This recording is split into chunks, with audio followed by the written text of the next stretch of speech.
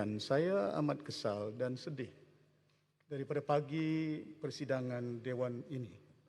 Bila saya melihat keadaan yang berlaku di negara kita bukan hanya oleh kena kematian orang yang bunuh diri, gantung diri di negara kita. Kita tidak amat prihatin walhal landasan yang sepatutnya Dewan yang mulia ini membolehkan kita mengutarakan bukan hanya pandangan kita, menegur kerajaan. Dari segi bukan hanya pengurusan pentadbiran negara, perbelanjaan uang yang tidak pernah berlaku di negara kita berbilion. Can you imagine, dengan izin, a government hardly 2 years spending more than 800 billion, almost 1 trillion, including moratorium, including EPF. Ini membimbangkan kita.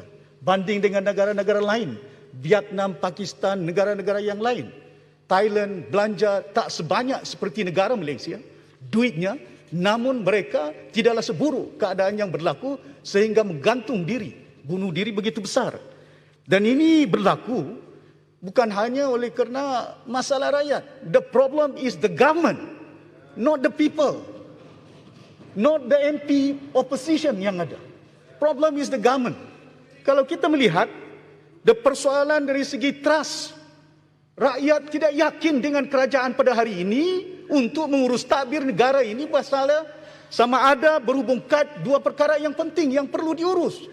Pertama ialah COVID, kena membebitkan nyawa manusia. Kedua ialah ekonomi. Dan dua perkara ini is correlated. Dia tidak boleh diurus tadbir berasingan. Kena dia membebitkan nyawa manusia, begitu juga melumpuhkan keadaan ekonomi negara kita. Dan ini yang membimbangkan kita, pengurusan kerajaan. Bayangkan hari ini kita baru dipahamkan tadi tentang darurat. Dah belanja duit puan. Kewangan amanah negara, kumpulan yang hampir 5 bilion. Dan belanja ini macam mana? Is it legal or illegal? Since darurat menggunakan ordinance yang dah pun diluluskan. Saya nak persoalkan. Ramai, bukan beratus, beribu rakyat di negara ini compounded. 40,000 buka restoran, oleh kena ada meja, lepas itu 30, selepas 21 yang diturunkan, tadi, revoke. Who's right to revoke ordinance? Yang proclaim ordinance ialah Agung.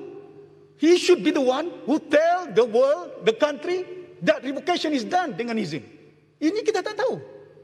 Kalau sebenarnya darurat itu dah di-revoke, kenapa lagi masuk dalam agenda kita?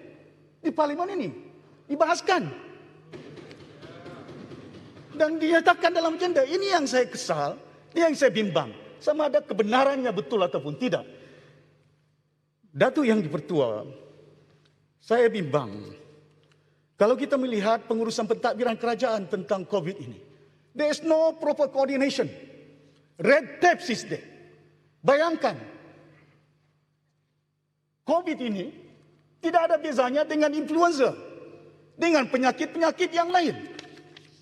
Lagi berat sakit jantung, nak putung jantung kita. Lagi berat kanser. Ini cuma poke the needles into your arms. Masalahnya kita tidak dapat vaksin yang lebih awal. How do you overcome this problem? Saintis dah nyatakan, if you vaccinate the people, sekurang-kurangnya 80%, 70% of the life will be saved. Dengan izin. Tapi ini tak ada vaksin diperolehi. Mengapa vaksin lambat kita perolehi? Negara lain awal. Vietnam dapat, Thailand dapat, Saudi dapat. Malaysia tak dapat. Apa belanja sudah habis. Saya tak sebut. Saya tak kata adakah harga tak patut. Tak sesuai. Bayangkan ada syarikat kerjasama di peringkat negeri Sabah untuk membekalkan yang tak ada kena-mengena tentang hubung kait dengan mengatasi masalah COVID ini.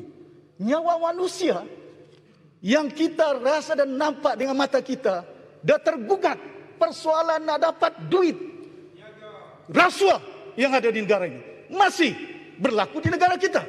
Sempurna. Takkan kita tak sedar, takkan kita tak insaf. Rakyat mati di negara ini, rakyat gantung diri, and there you are want to make a little bit of money put into your pocket. Datuk Yang Dipertua, saya kesal, there's no preventive measure dari awal. Saya nyatakan bila berlaku COVID di Sabah, Pulau Gayam. Immediately I manage it. Saya beli mask 10 million. Waktu itu belum ada vaksin. Saya beli reagent 5 million. Saya berhubung dengan ketua pengarah kesihatan. Saya katakan, if you can't supply, I will buy my own from the state. 5 juta kita belanja. What I did was test everyone. The moment I test 6,000 people there, the spike was there. It's okay. Don't worry. As long as you reach the rate yang high, it will never go up. It will go down. There's 32 million Malaysian yang ada. Kita perlu testing. Tapi masalah dia, bila manusia kita dites, dilihati bahwa mereka negatif, tak bagi dos pun. Balik dulu. Sepatutnya bagi dos. When you give dose to those people yang found negative, they will be protected. Sekurang-kurangnya. Nak balik kampung, nak datang lagi mengambil masa, susah payahnya orang kampung nak datang. Nak buat testing. Lepas itu, dijangkit. Have to wait another 14 days. Sepatutnya sistem yang ada, dah 14 hari, orang kita found positif. Wait for 14 days. Letak di quarantine center. Before they go back, make sure they vaccinate them. Tapi amalan ini tidak berlaku di negara kita. Tidak ada kerjasama bukan hanya dengan pihak swasta. There must be a mass mobilization. Public services, private sectors yang ada. Bayangkan, kalaulah hospital seperti Subang Medical Center, Prince Court, swasta yang lain, boleh melakukan pembedahan jantung manusia lebih berat. Takkanlah nak poke the needles. Private sector, we can't authorize them. Empower them. Bayangkan, kalau kita ada punya vaksin, bagi 1 juta dengan bala tentera. Dia ada dia punya unit kesihatan dia. Kota Raja pun bekas Menteri Pertahanan. Bagi dengan tentera 3 juta. The frontliners including dia punya keluarga. Within 2 months they can settle that. Bagi dengan universiti pelajaran yang ada, Kementerian Pelajaran. Dia tahu di mana lecturer, dia tahu di mana students. Delegate to them. Don't have too many red tapes yang ada di negara ini. Sehingga nyawa manusia, ini buka sekolah tadi, dah yang hormat sebut. Sekejap buka, sekejap tutup. Bila ada spike, tutup. Vaccinate the people. Then you open up. Ini tak. Kita gunakan darurat. Semakin banyak manusia mati. MCO can be used. Tapi MCO ni kena diurus takbir dengan baik. Hilang spike di Kelang. Ada kes di Shah Alam. Bari Bebatu Perlis punya kilang tutup. Manusia, kalau ada diabetik dia, Datuk yang dipertua, ada sakit diabetik dia, kaki dia yang sakit. Ini tubuh badan manusia. Jangan putung kepala, putung kaki. You close down, Shah Alam is okay, ada spike. Nak tutup kat Perlis buat apa? You lumpuhkan ekonomi negara kita. Mana kebijaksanaan pengurusan? The problem is with the government. Not the people. Not the MP yang kita ada. But they don't know. They don't have the wisdom untuk mengurus takbir rakyat dan negara ini sehingga manusia kita berhadapan dengan berbagai gejala yang ada. Tinggal 1 minit. Itu baru COVID saja. Saya belum sentuh tentang ekonomi. Dan ini yang saya harap sungguh. Tentang unemployment yang ada. Saya bimbang. Yang dah ada kerja pun dah habis dah. Yang cari kerja pun dah habis dah. Bila saya sembang dengan anak saya, dia katakan, Papa, dulu ada franchise Papa Rich. Sekarang ini Papa Poor. There's no longer Papa Rich punya franchise. Why? Middle income earner yang kita bina selama ini, the collapse dah. Duit belanja daripada 300 bilion belanjawan yang lalu. Sekarang ini nak belanja lagi. Takkanlah tak minta kelulusan daripada parlimen. Perundangan yang ada, halalkan segala perbuatan. They must be accountable. Question dibentangkan supplementary budget must be done immediately. Jangan tunggu belanjawan akan datang. You imagine, hutang negara kita more than 1 trillion yang ada pada hari ini. Kematian manusia. Macam mana kita nak hidupkan keadaan ekonomi negara kita? Private sectors dengan swasta perlu kerjasama. Dasar yang ada tak selari. Ada syarikat yang kita katakan labor intensive. Ada syarikat yang kita katakan automation, mechanization. Tapi dasar dia bagi 30% hanya boleh kerja. Kalau labor intensive, pekerja dia 1,000. Kalau mechanization, pekerja dia 5 orang. You buat dasar 30%, yang 1,000 ada 300 orang boleh kerja. Yang 5 orang, 30% tinggal 1 orang.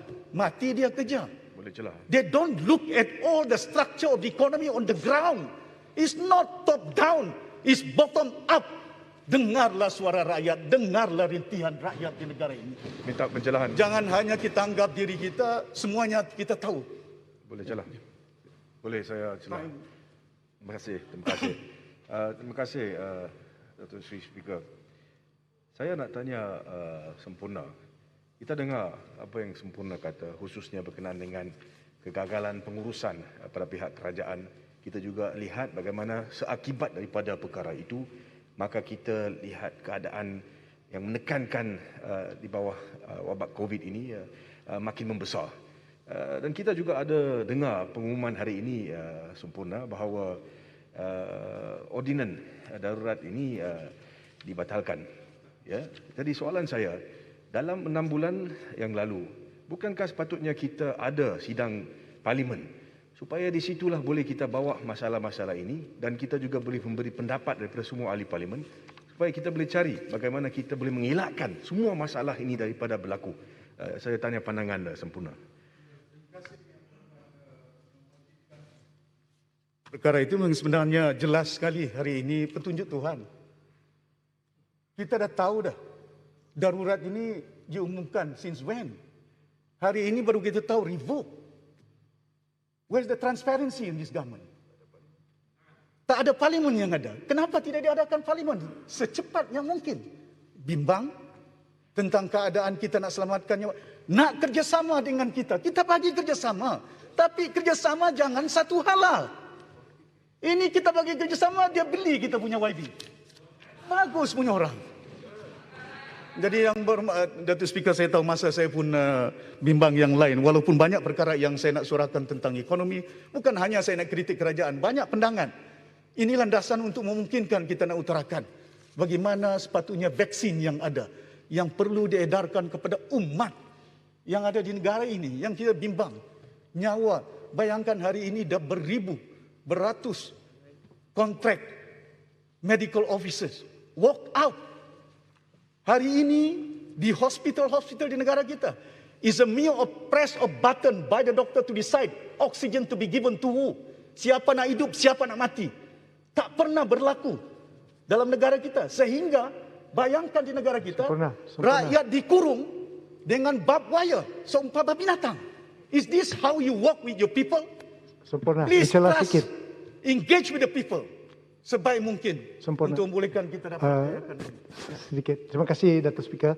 Dah habis masa lah yang tapi sedikit saja. Ini penting kerana berkaitan dengan oksigen. Saya tahu, tapi ramai lagi nak bahas. Tahu. Tapi I just need Sempurna untuk membawa juga isu ini berkenaan dengan supply of oksigen. Infrastruktur di Sabah pun masalah besar. Selain daripada kekurangan vaksin ataupun ketidak sesama seperti negeri yang lain, Sabah adalah negeri yang tercorot berkenaan dengan vaksinasi. So, infrastruktur selain daripada doktor, infrastruktur kita di hospital pun masalah besar. Sempurna. Terima kasih Datuk Yang Dipertua, saya nak pendekkan. Saya tahu, saya yakin, saya juga pernah menjadi menteri 30 tahun di negara ini mentadbiri Semenanjung, dan saya lihat bagaimana prasarana kita, we look down at it. Prasarana cukup kita katakan daif sangat di negara kita. Bukan hanya sekolahnya, hospitalnya. Semenjak Jua Cuming saya masih ingat, tak ada kemudahan-kemudahan. Yang saya yakin ini sebahagian daripada permasalahan negara kita pada saat ini. Perlu kita utamakan berbilion duit. Saya harap apa yang telah diutarakan oleh Yang Amat Berhormat Perdana Menteri. Siapa Menteri Luar Bandar masa tu? Balance. Ya, saya faham, tapi you tak tahu berapa Felcra kita bilion, 16 bilion, 20 bilion. Your ministry was allocated. You don't know We how know much that. I spend? You tak tahu berapa saya belanja? Takkan saya pergi kawasan Pasir Salak bukan you tak nampak. Terima kasih banyak.